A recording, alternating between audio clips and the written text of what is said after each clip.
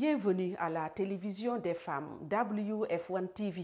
Ravi de vous présenter le flash d'information.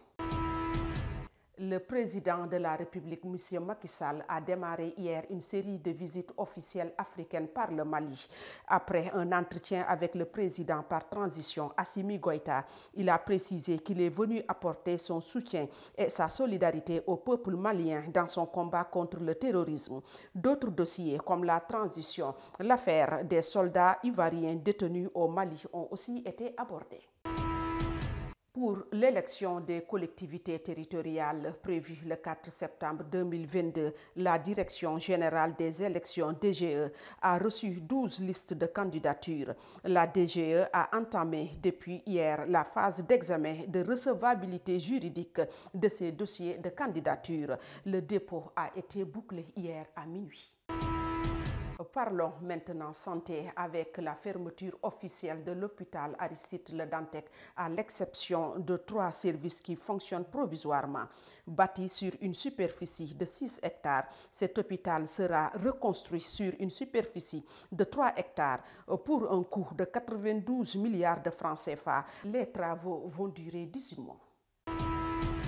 Il pleut des cordes dans le nord du Nigeria pour ouvrir l'actualité internationale, précisément dans l'état de Jigawa, où au moins 50 personnes sont décédées depuis juin dans des inondations records. Selon Youssouf Sani, directeur de l'agence de gestion des urgences de Jigawa, plus de 200 maisons ont été détruites et 1436 résidents déplacés. C'est surtout le débordement de 2 cours d'eau dans l'état voisin de Kano qui a aggravé la situation. Passons maintenant au Kenya où William Ruto a été déclaré hier vainqueur de l'élection présidentielle du 9 août face à Raila Odinga selon les résultats annoncés par le président de la commission électorale. Le vice-président sortant Ruto avait cumulé plus de 7,17 millions de voix, soit 50,49% des voix contre 6,94 millions, soit 48,85% pour Odinga, figure historique de l'opposition. Mais ces résultats sont rejetés par la majorité des membres de cette commission électorale. On note en Europe un été record de surface brûlée. Le bilan provisoire des incendies s'alourdit dans l'Union européenne avec déjà plus de 660 000 hectares brûlés depuis janvier, établissant un record à ce stade de l'année depuis le début des données satellitaires en 2006. La situation est exceptionnelle. En Europe centrale, où les pompiers ont mis plus de 10 jours en juillet pour maîtriser le plus grand incendie de l'histoire récente de la Slovénie, aidée par les populations.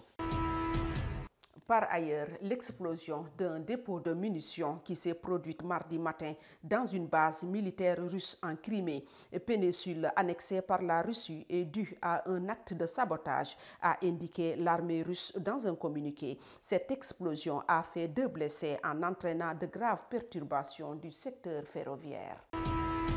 La page sport reste marquée par les 5e Jeux de la solidarité islamique à Konya. Les Lions et Lions du basket à 3 qualifiés en quart de finale. Les garçons vont croiser la Turquie et les filles vont affronter leurs sœurs du Mali.